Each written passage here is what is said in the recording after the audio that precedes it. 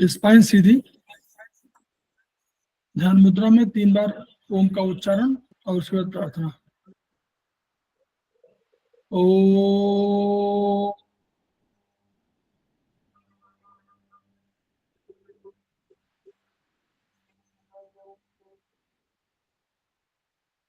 ओ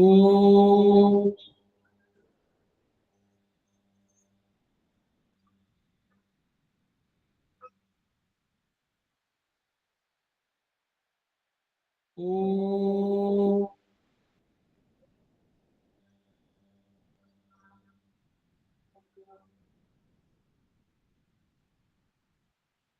वह शक्ति हमें दो दयानिधे, कर्तव्य मार्ग पर डट जाए, पर सेवा पर उपकार में हम निज जीवन सफल बना जाए। वह शक्ति हमें दो दयानिधे,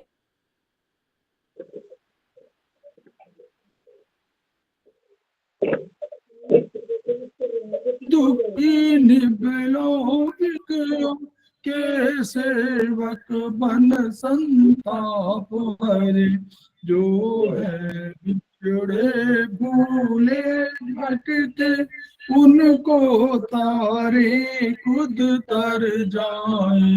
वह शक्ति हमें दो दयानिधे, कर्तव्य मार्ग पर डट जाए।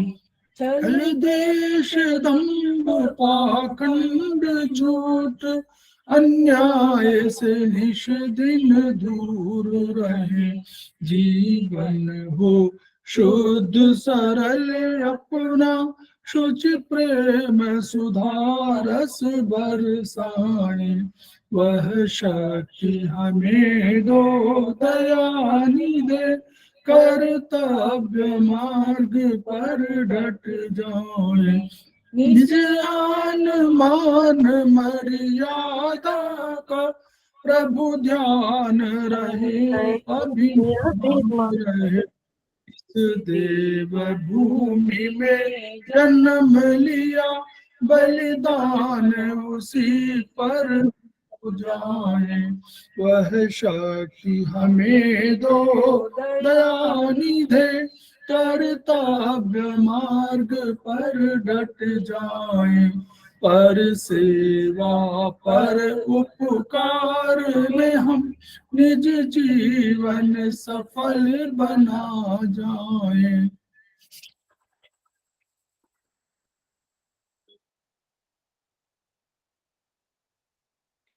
समवाय क्लासेस में आप सभी का स्वागत है।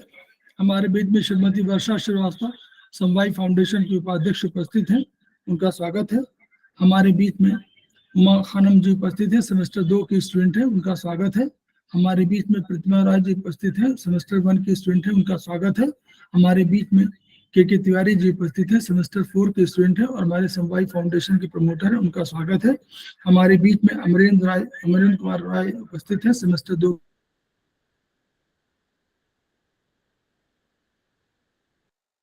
स्वागत है। हमारे बीच में नीतू जैन सेमेस्टर 4 की उपस्थित है, वो समवाय फाउंडेशन की प्रमोटर भी है, उनका स्वागत है। हमारे बीच में बबली सिंह उपस्थित है, सेमेस्टर 4 की स्टूडेंट है और समवाय फाउंडेशन की प्रमोटर है, उनका स्वागत है। तो हम लोग समवाय फाउंडेशन के सदस्य हैं और हम लोग एक्यूप्रेशर शोध प्रशिक्षण एवं उपचार संस्थान प्रयागराज से संबद्ध है।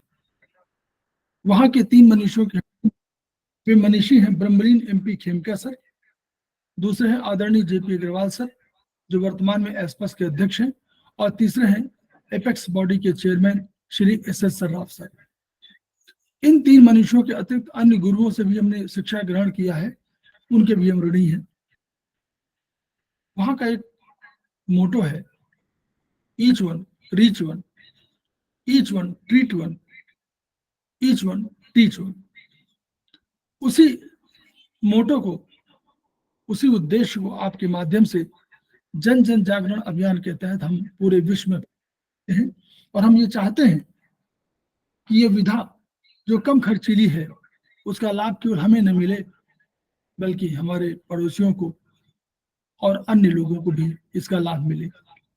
तो इन्हीं शब्दों के साथ हम लोग शुरुआत कर रहे हैं। हमारे बीच में सुधा पाठक जी उपस्थित हो गई हैं, सेमेस्टर 4 की स्टूडेंट हैं और हमारे समवाय फाउंडेशन प्रमोटर हैं। हमारे बीच में वैशाली जी उपस्थित हो गई हैं, वो सेमेस्टर 2 की स्टूडेंट हैं, उनका स्वागत है। तो हम लोग शुरुआत कर रहे हैं इन और यांग के एक कंसेप्ट से, जो कंसेप्ट आपके सेमेस्टर 1 से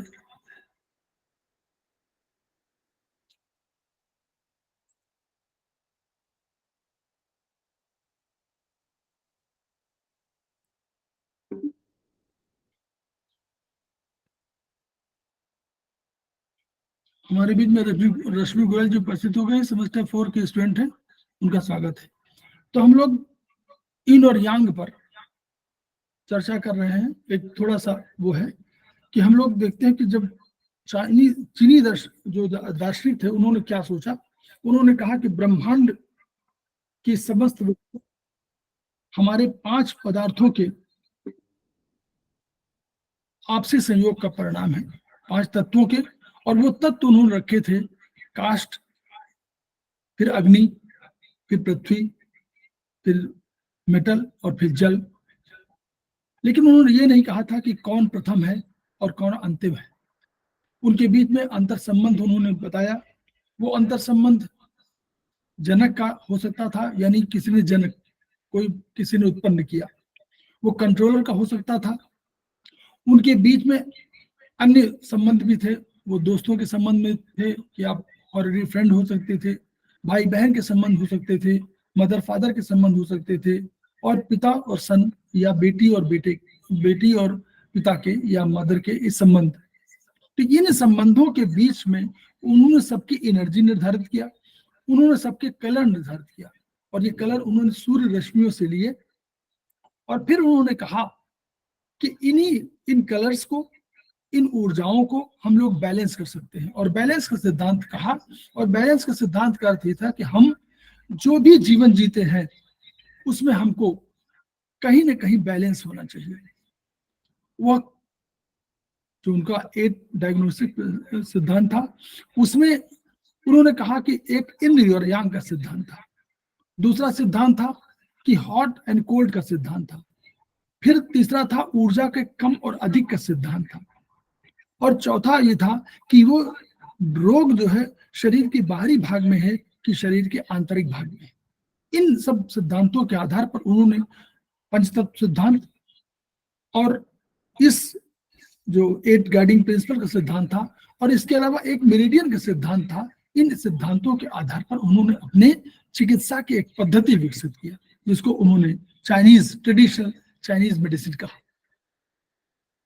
अब मेरिडियन के सिद्धांत में उन्होंने कहा कि मेरिडियंस क्या है, ये ऊर्जा के आने के जाने के रास्ते हैं।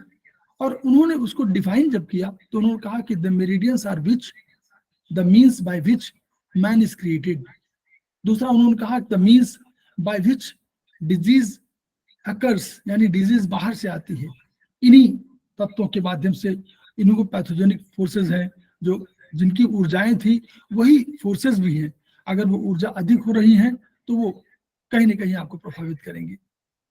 तो उन्होंने कहा the means by which disease occurs, यानी डिजीज बाहर से आ रही है तो इन्हीं के माध्यम से आ रही है।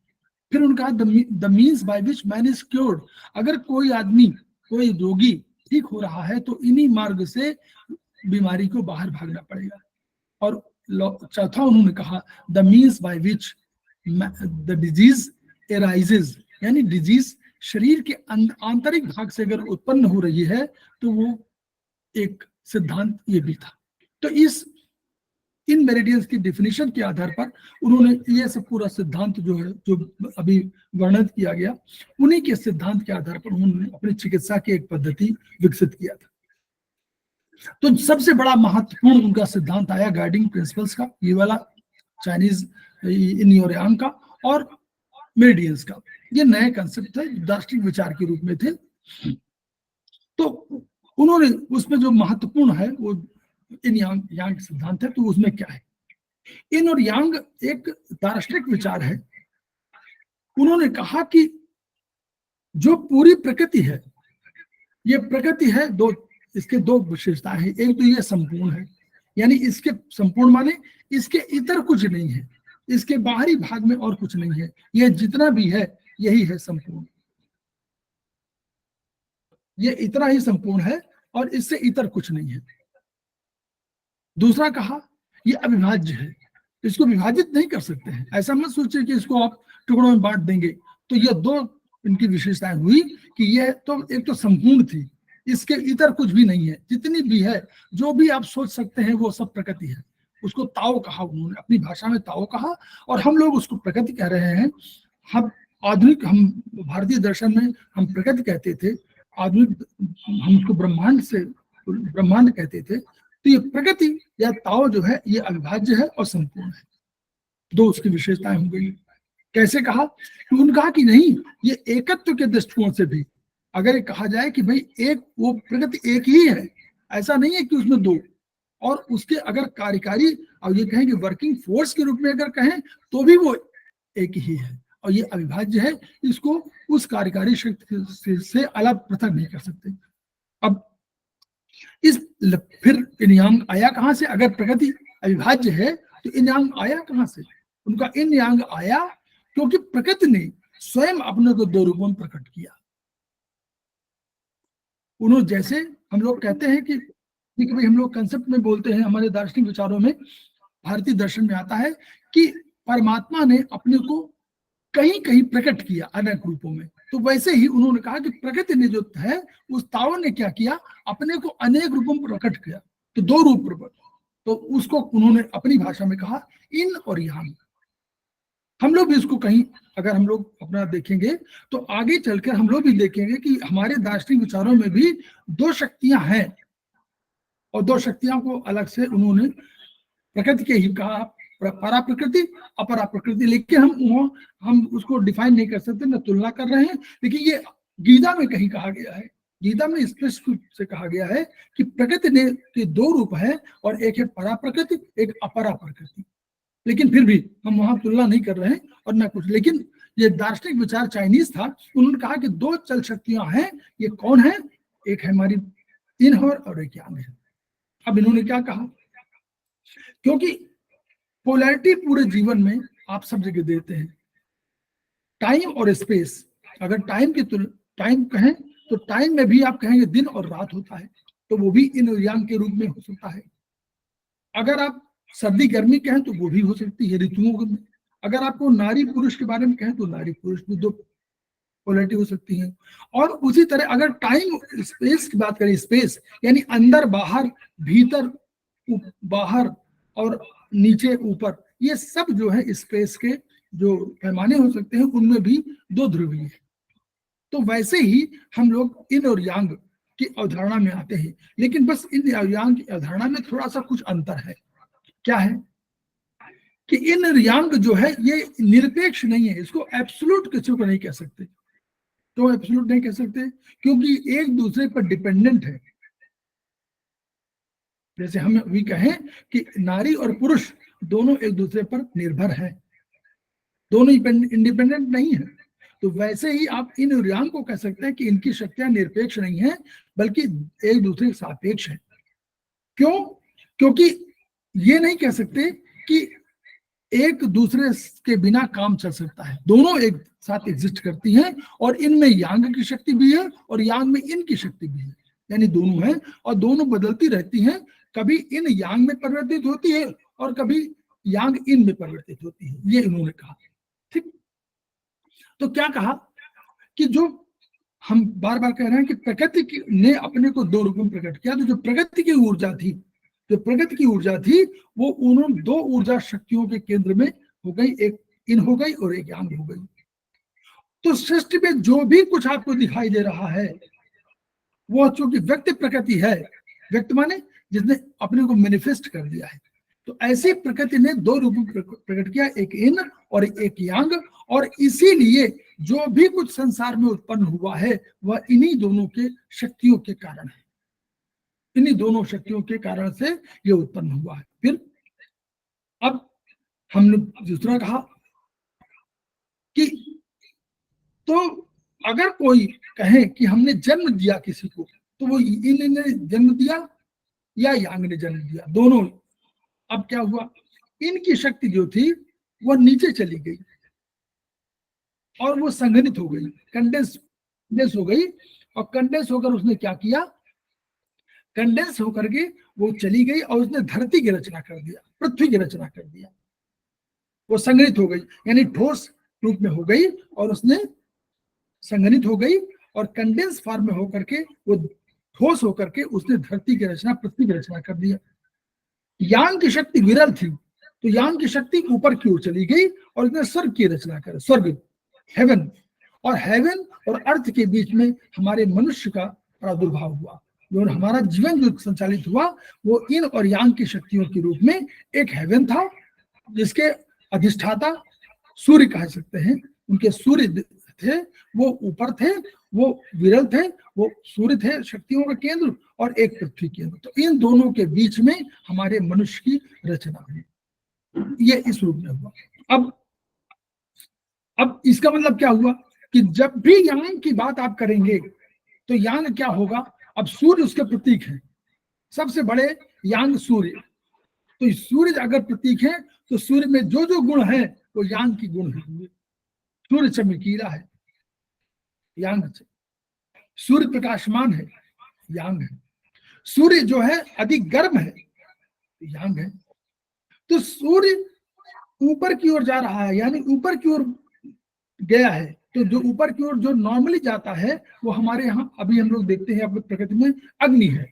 अग्नि, जो अग्नि के जो रूप है वो यांग के रूप हो जाएंगे। जो जो ऊपर की ओर उठ रही है, हल्की है, विरल है, जो जो बाहर की ओर जाना चाहती है, जो बाहर की ओर जाना चाहती है वो यांग है। तो हमेशा समझिएगा, जब भी बाहर की ओर कोई शक्ति होगी तो यांग शक्ति है। जो जो अधिक प्रसरणशील होगी, मतलब अधिक फैलाव वाली होगी, वो यांग होगी।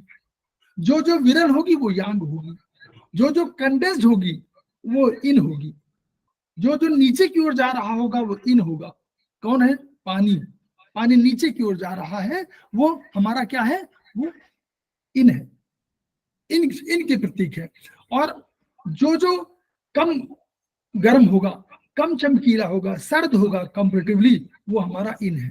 तो जब कभी इन और यांग की तुलना की जाए तो हमेशा ध्यान रखिएगा कि एक तो इन और यांग के लिए दो स्थितियों का, दो पदार्थों का, दो चीजों का मिलान होना, कंपैरिजन होना आवश्यक है। पहले अगर कोई कहे कि तिवारी जी और हम में कौन इन है और कौन यांग है, तो आप ये नहीं कह सकते तिवारी जी इन है या मैं इन हूं।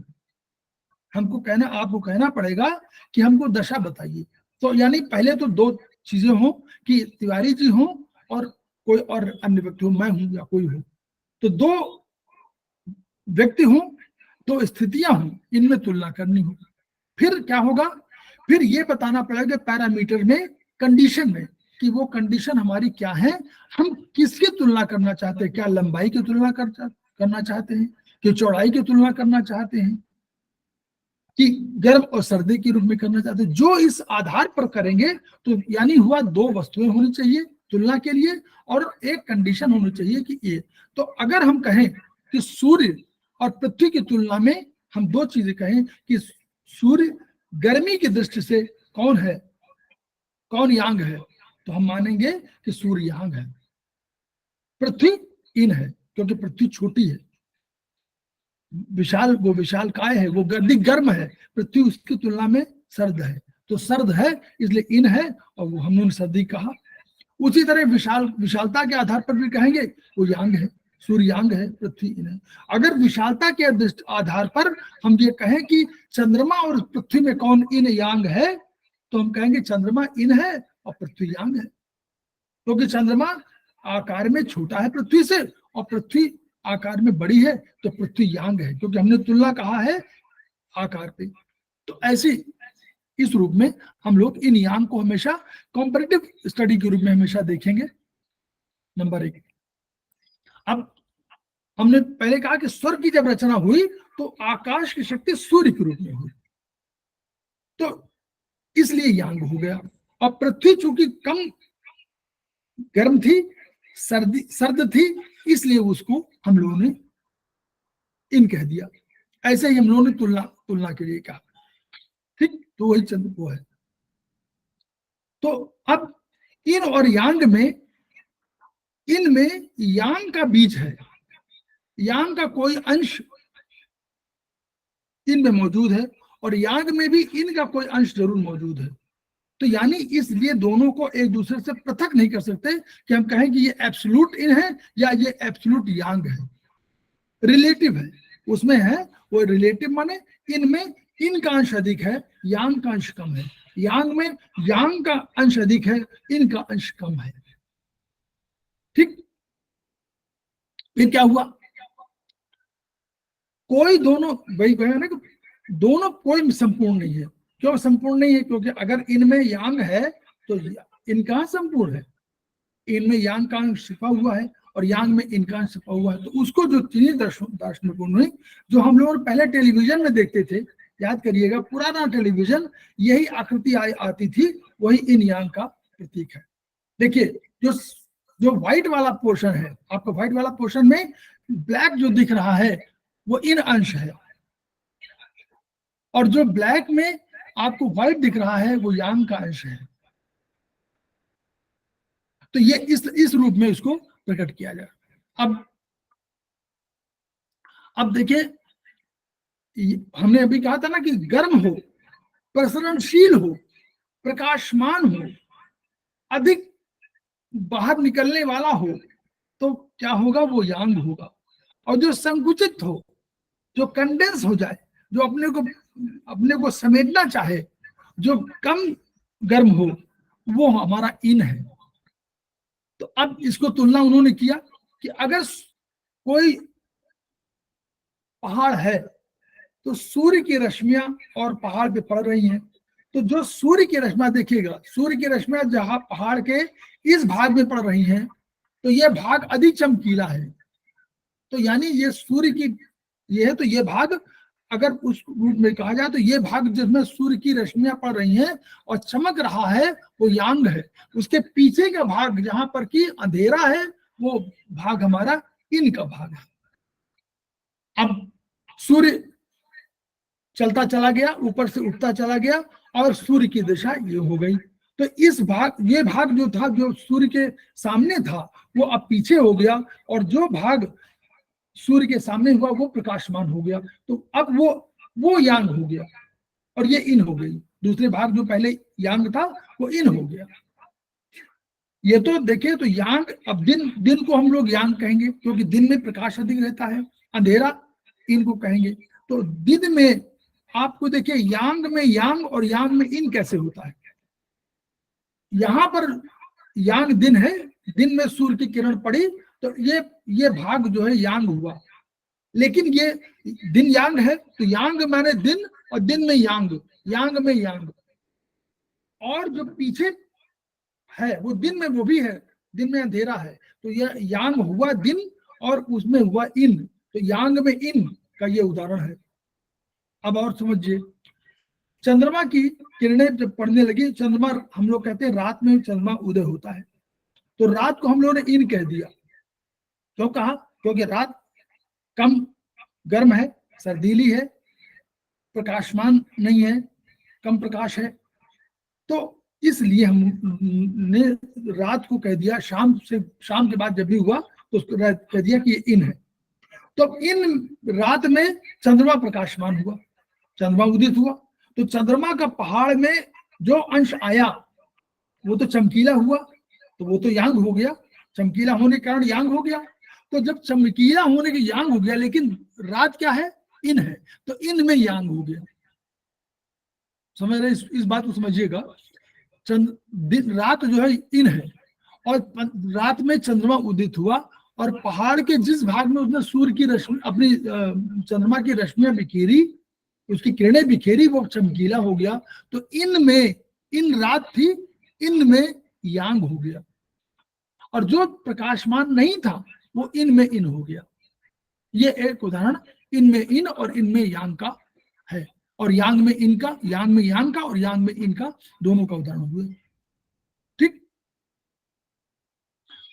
अब तो उसको बहुत वहां की कविता में ये कहा गया है, वो अंग्रेजी कविता में अनुवाद किया गया है, उसको हिंदी अनुवादित है कि कमल नाल भी बड़ी दिखती है, ये रेफरेंस कंपैरिजन का वो है कि कमल नाल भी बड़ी दिखती है मंदिर के तालाब के मेढकों को। जो मंदिर के तालाब को कोई मेढक हो तो उसको कमल नाल बड़ी दिखे, क्योंकि कमल नाल लंबी होती है। जबकि हाथी भी छोटा दिखता है एवरेस्ट के देवताओं को। एवरेस्ट में कोई बैठा हुआ तो हाथी तो बहुत छोटा दिखेगा। ये उसका एक अंग्रेजी कविता है।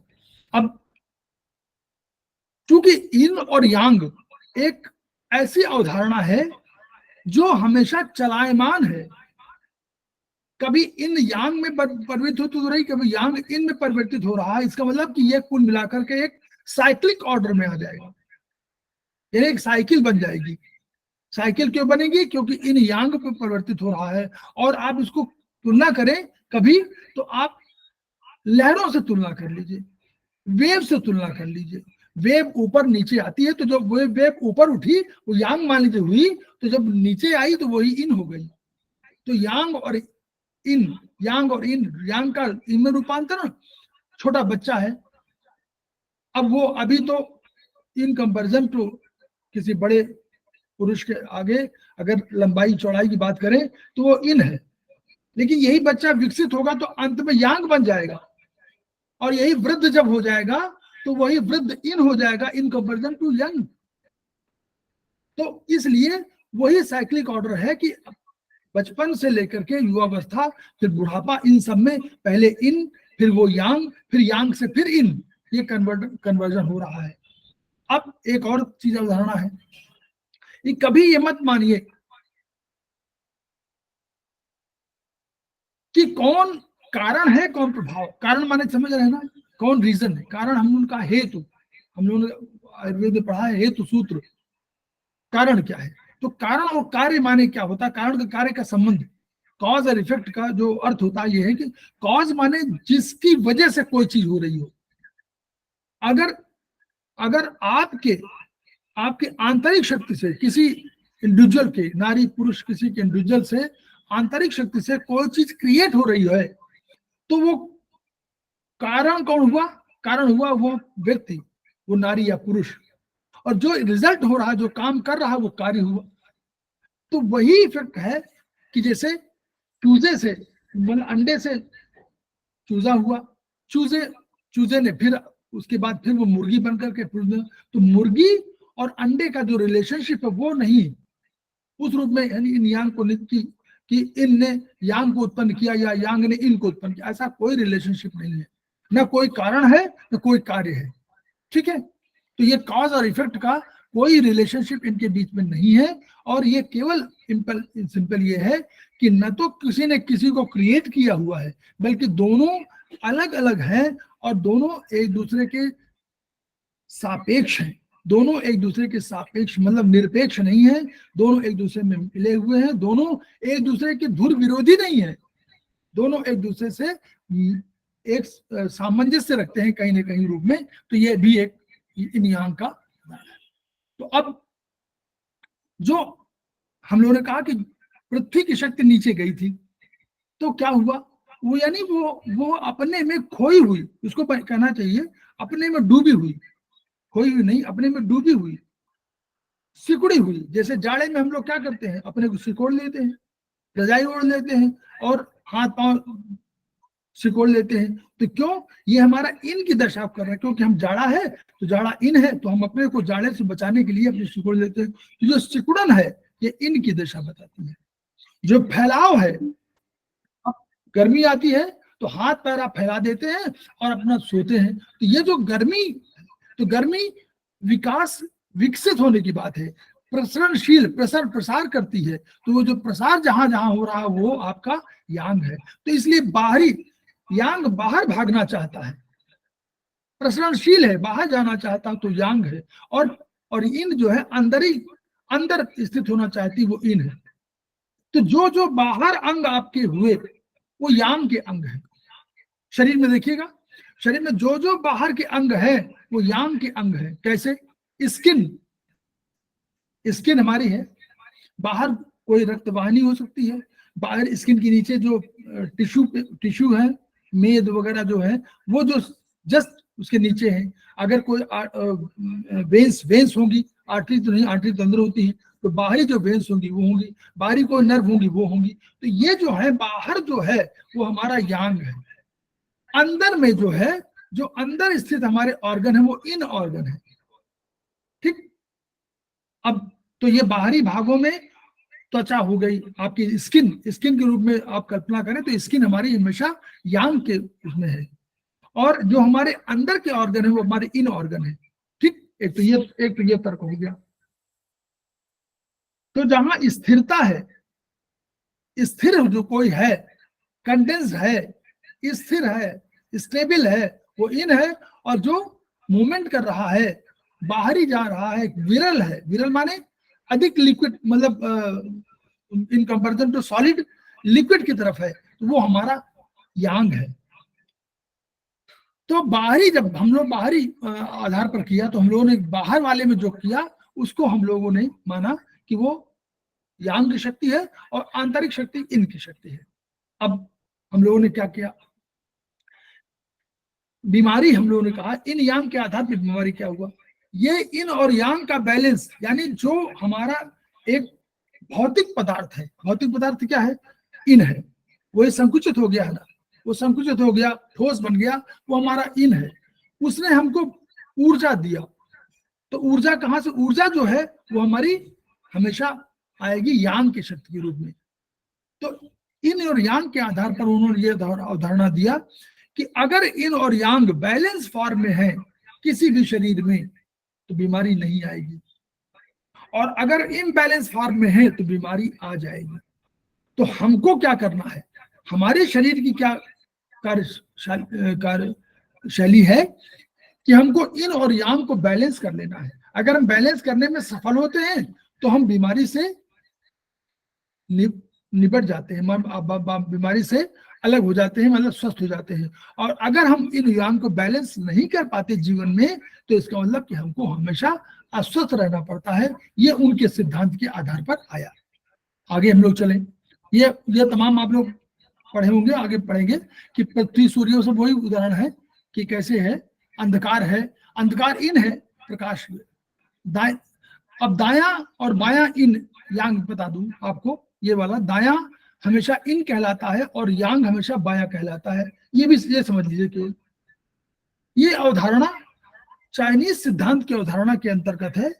उसमें राजा जो था, जो वहां का राजा था, येलो एम्परर जिसको बोलते हैं, तो वो सम्राट तो दक्षिण दिशा की ओर मुंह करके बैठता था। तो दक्षिण दिशा के मुंह करके बैठने की वजह से उसका पीठ जो होती थी वो उत्तर दिशा में होती थी और उसका बायां भाग सूर्य की तरफ होता था। आप करके देखिएगा, बायां तरफ पूर्व की तरफ होगा ना, और पूर्व में सूर्य उदय होता है। तो उन्होंने, राजा ने अपने दृष्टिकोण से ये दाया बाया जो रखा, तो उन्होंने सूर्य दक्षिण तरफ चूंकि था, पूरब में था और बाया हाथ पूरब की तरह था उसका, तो बाया चूंकि यांग था इसलिए बाया भाग को यांग मान लिया। क्लियर? इसमें फिर ये समझ लीजिए, क्योंकि और सब तो ठीक है लेकिन दाया बाया वाला नहीं क्लियर हो पाता। ये समझ में आया तिवारी जी? हुमा मैडम बोलिए, आप लोग बोलिए। Yes sir, yes sir, yes sir आया, yes sir, yes sir, yes sir, yes sir. दक्षिण दिशा की ओर बैठ रहा है तो बायां भाग क्या होगा? यांग। क्यों यांग होगा? क्योंकि वहीं पे सूर्य है, सूर्य की रोशनी उस पे आ रही है। पूरब की ओर सूर्य होगा ना, पूरब साइड में रोशनी दाहिना हो गया यांग, वो इन हो गया, दाहिना इन हो गया, हाँ, यांग हो गया, तो बाएं साइड हो गया, दाएं और बाएं की है। ठीक, चलिए यही अवधारणा थी। थोड़ा और सब तो क्लियर है, ये वाला थोड़ा सा रह जाता है। इसीलिए बायां कान ऊपर देखिए, नीचे जो पृथ्वी के साथ जुड़ा हुआ है, पृथ्वी क्या थी? इन। पृथ्वी के साथ जो जुड़ा हुआ भाग था वो क्या था? इन। और पृथ्वी से ऊपर जो भाग था वो यांग, क्योंकि वो सूर्य की ओर है। जो भाग सूर्य की ओर है, धड़ का आधा भाग सूर्य की ओर ऊपर की ओर है तो वो यांग, और जो पृथ्वी के साथ जुड़ा हुआ वो इन। जो अधिक प्रकाशमान है यानी जो अधिक चमकीला है, जो अधिक आपको सूरज के प्रकाश में है, वो क्या है, पीछे का भाग है। आप यूं मोड़ेंगे तो हमेशा सूरज का प्रकाश पीछे आएगा, तो वो चमकीला है, इसलिए यांग। और जो मोड़ सकते हैं, जिसको संकुचित कर सकते हैं, वो हम संकुचित कर सकते हैं आगे के भाग को, तो हम संकुचित कर सकते हैं, इसलिए हमारा भाग इन। दाहिना भाग इन, बायां भाग यांग। नीचे का भाग पृथ्वी के संपर्क में इन, ऊपर का भाग यांग। पीछे हम सूरज की अधिक किरण पड़ेगी। पहले हम लोग चौपाए में चलते थे ना, सारे लोग, वहीं से जन्म हुआ, वहीं से तो डेवलपमेंट हुआ। तो चौपाए में देखिए ऊपर हमेशा सूरज आएगा, नीचे आएगा ही नहीं। तो नीचे होगा, अंधकार होगा, तो वो इन का भाग होगा। तो इसलिए ये इन अवधारणा तो इस तरह इस अवधारणा पे आई। इसी अवधारणा के तहत दाहिना हाथ इन है, इसलिए दाहिना हाथ इन में हम लोग कहते हैं ठोस। तो दाहिना हाथ, याद करिएगा, दाहिना हाथ आपका अधिक मजबूत होता है और बायां हाथ की तुलना में, क्योंकि दाहिना हाथ इन है और बायां हाथ यांग है। ऊपर देखिए, दाहिना इन है और बायां कान यांग है, तो बाएं कान से अधिक सुनाई पड़ता है। बाईं आंख दाएं आंख की तुलना में अधिक तेज होती है यांग के संदर्भ में। यांग है, लेफ्ट यांग है ना, यहाँ भी तो, इनमें तो यांग में भी तो यांग में यांग कौन सा, ये यांग है, यांग में यांग ये हुआ और यांग में इन ये हुआ। क्लियर?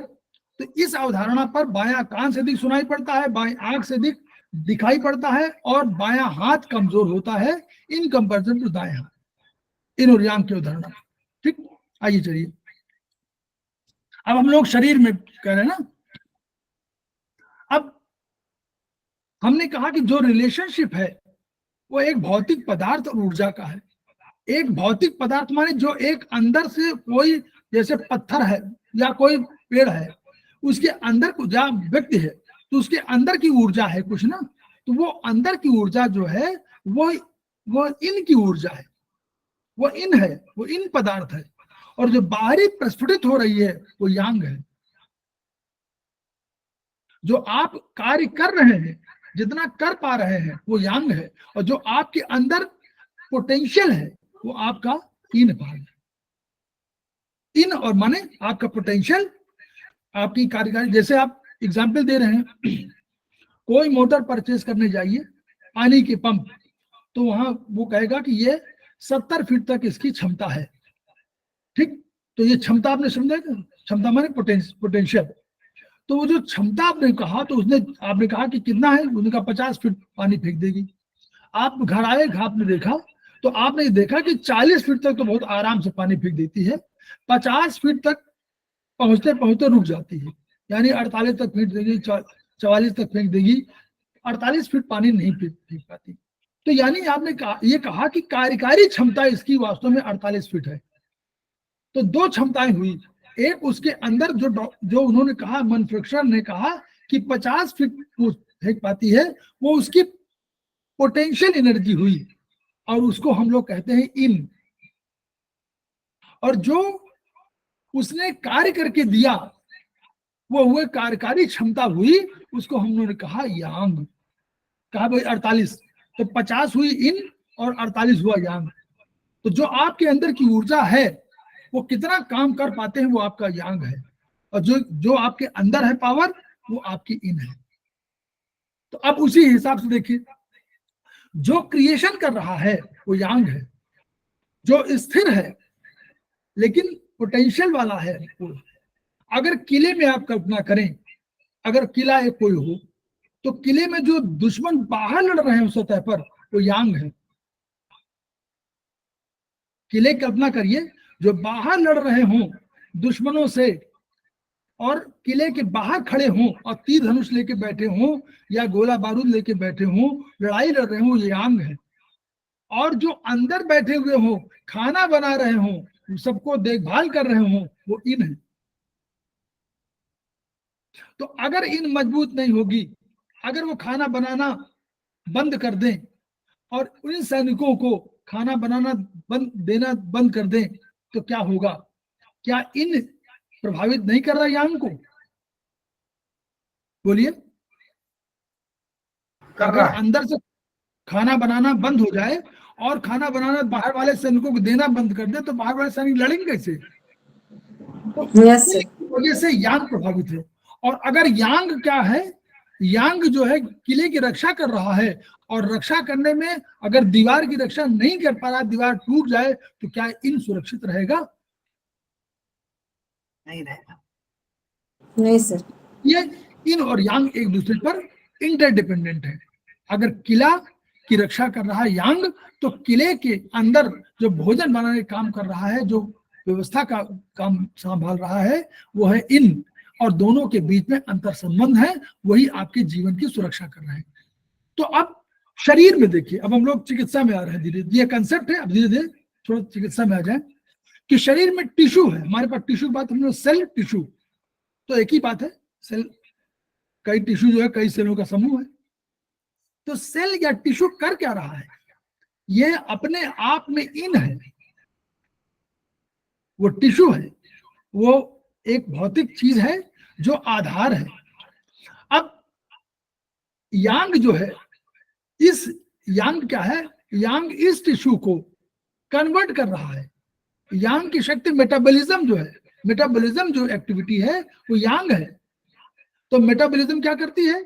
इस टिश्यू को ब्रेक कर देती है, यही तो करती है ना। आपने अब तिवारी जी ने बताया था कि मेटाबॉलिज्म एक्टिविटी होती है, कैटाबॉलिज्म एनाबॉलिज्म ये होती है, तो इससे क्या ब्रेक होता है। तो ब्रेक जब हुआ, तो ब्रेक करने काम कौन करता है? जो कैटाबॉलिज्म एक्टिविटी वो यांग कर रही है। क्लियर? ये हुआ क्लियर कि नहीं? बोलिए।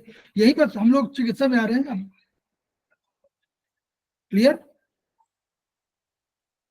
टिश्यू माने यस इन, टिश्यू माने इन, और इस टिश्यू को किसी ने ब्रेक किया, तो वो जो ब्रेक किया वो कौन है? वो यांग है। तो मेटाबॉलिज्म एक्टिविटी यांग है, कैटाबॉलिज्म एक्टिविटी यांग है, एनाबॉलिज्म एक्टिविटी यांग है। अब इसने क्या किया? इस टिश्यू को ब्रेक किया और एक और फॉर्म कर दिया टिश्यू। क्लियर? ये हुआ कि नहीं? एक टिश्यू को ब्रेक किया यांग ने और दूसरे टिश्यू में कन्वर्ट कर दिया, और दो चीजें पैदा हुई। कौन? एक इन पैदा हुई और एक यांग पैदा हुई।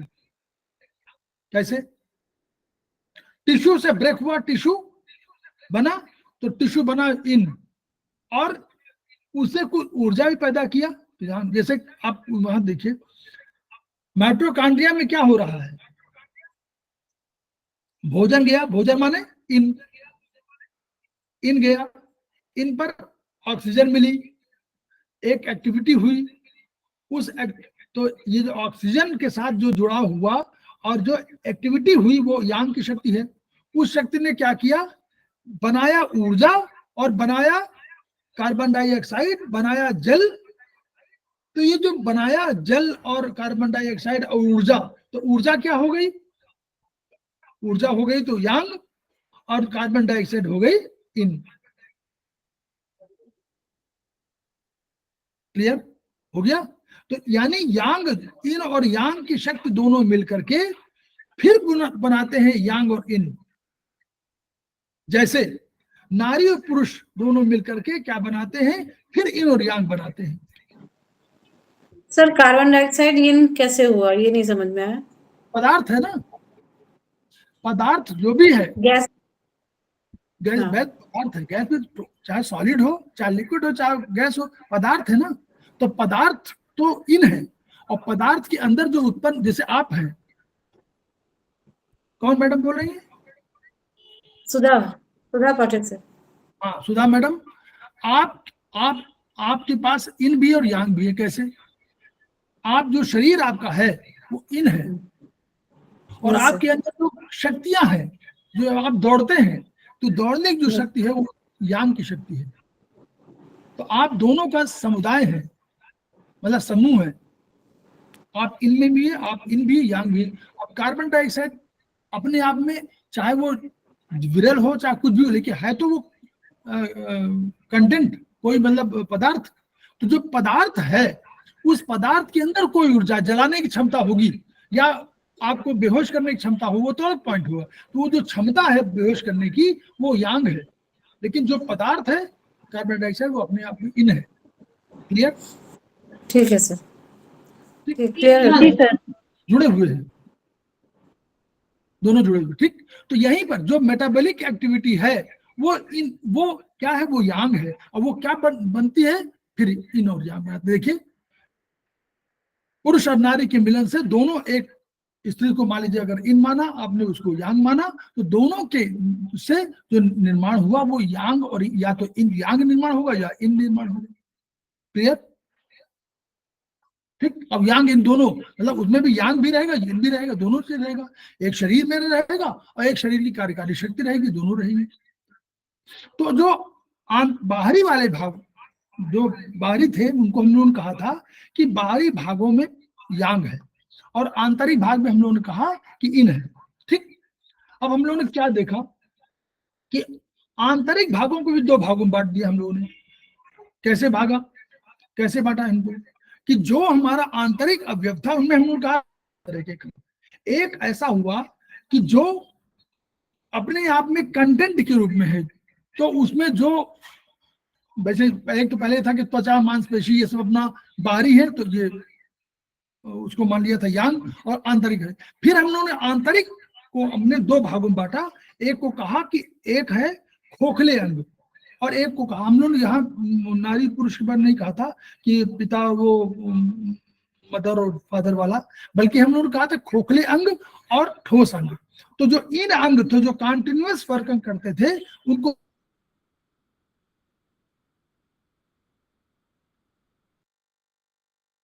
जो मेटाबॉलिक एक्टिविटी अधिक कर रहे हैं, उस मेटाबॉलिक एक्टिविटी के लिए जो बाहरी कोई चीज हम दे रहे हैं, हम भोजन लिए और उसको पचाना शुरू कर दे, तो ये कैटाबॉलिज्म जो हुआ, स्टमक का हुआ, इन सब का जो हुआ, वो हमारे यांग ऑर्डर कहलाएंगे।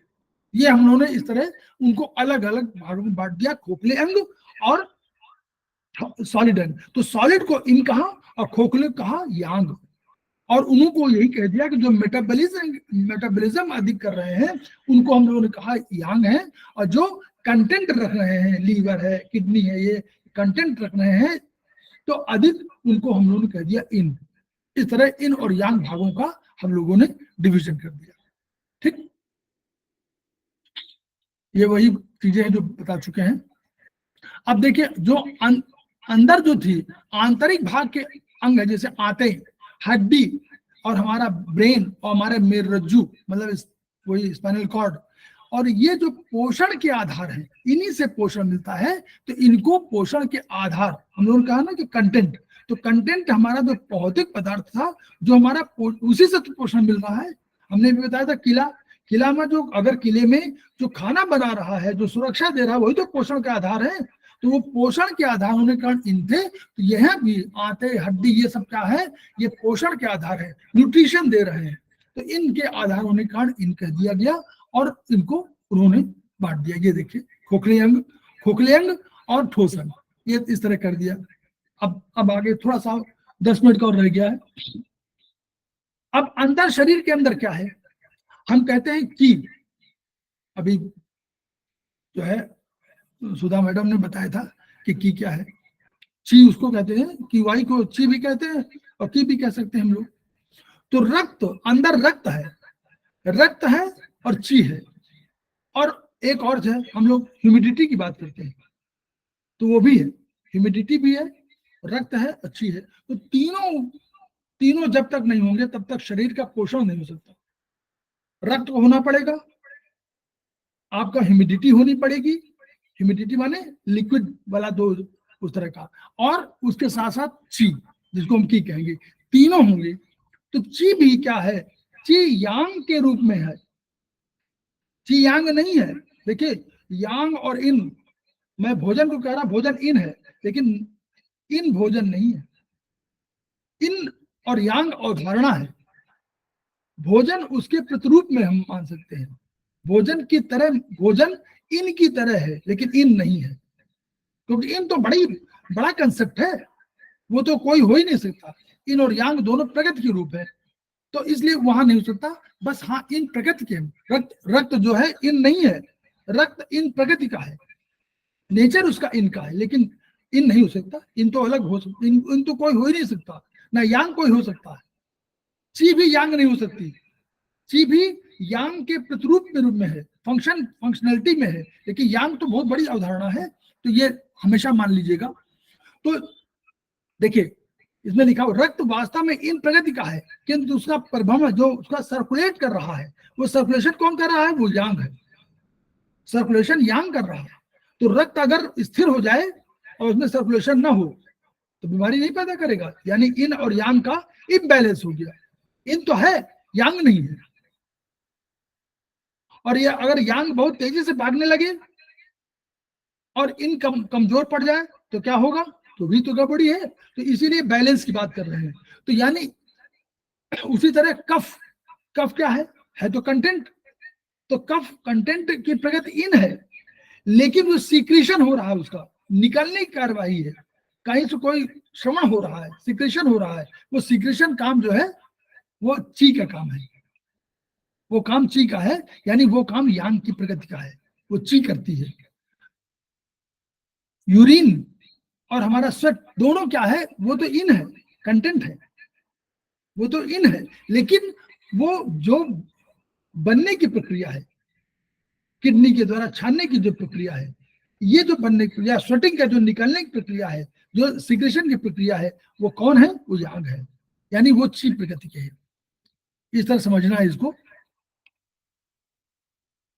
तो यांग प्रगति उस तरह है। अब जल देखिए, जल क्या है?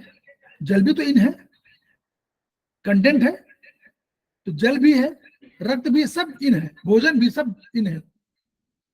उनको अब वही वो कंसेप्ट है कि ना तो रक्त, ना तो जल, और ना कोई कंटेंट वाली वस्तु, पदार्थ जो कोई हो, वो इन नहीं हो सकते।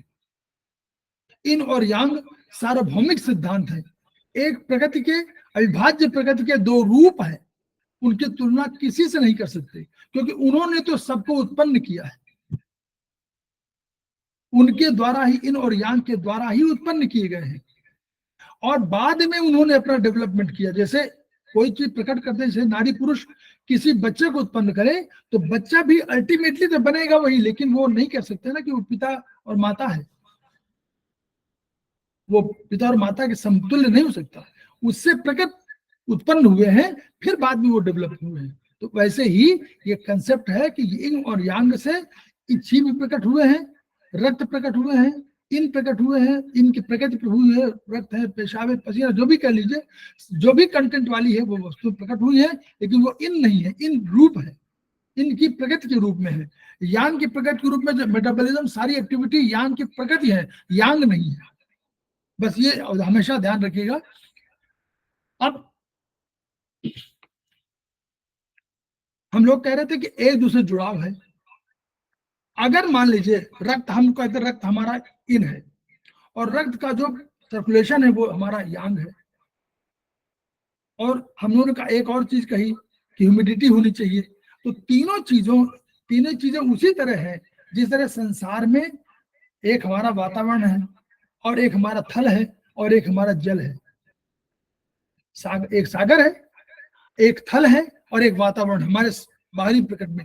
वैसे ही आंतरिक प्रकृति में क्या है कि हमारे पास ची भी है, हमारे पास रक्त भी है, और हमारे पास ह्यूमिडिटी भी है, मॉइस्चर जिसको बोलेंगे।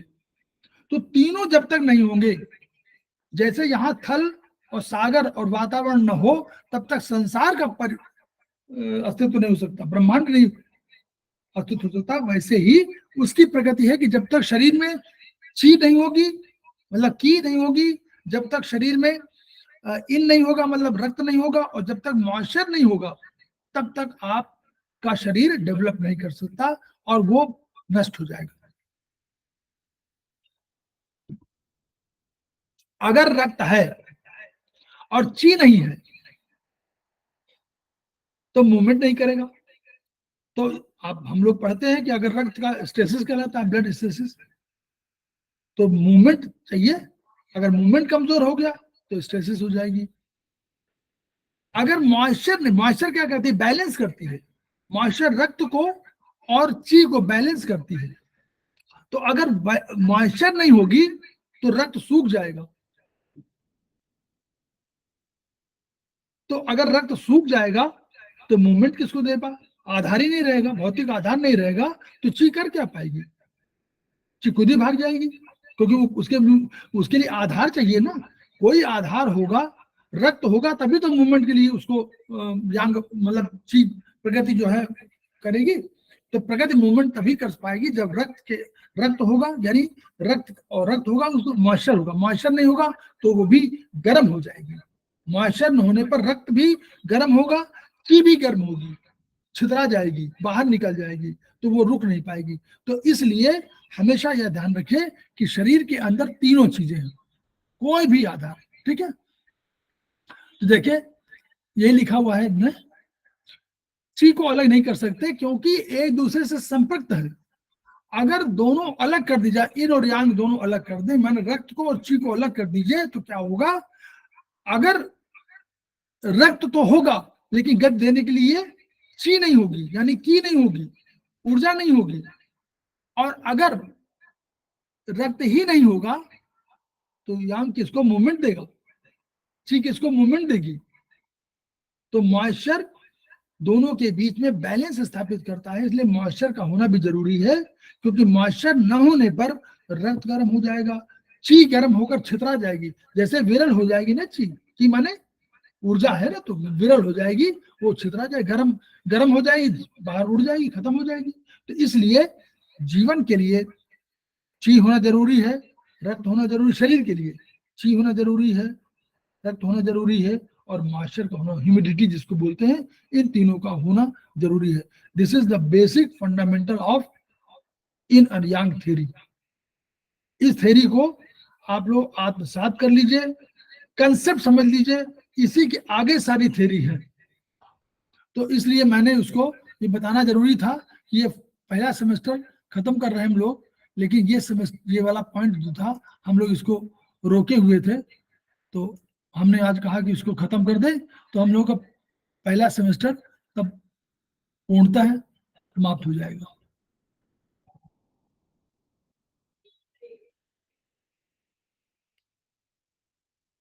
अब बोलिए किसी को कोई कंसेप्ट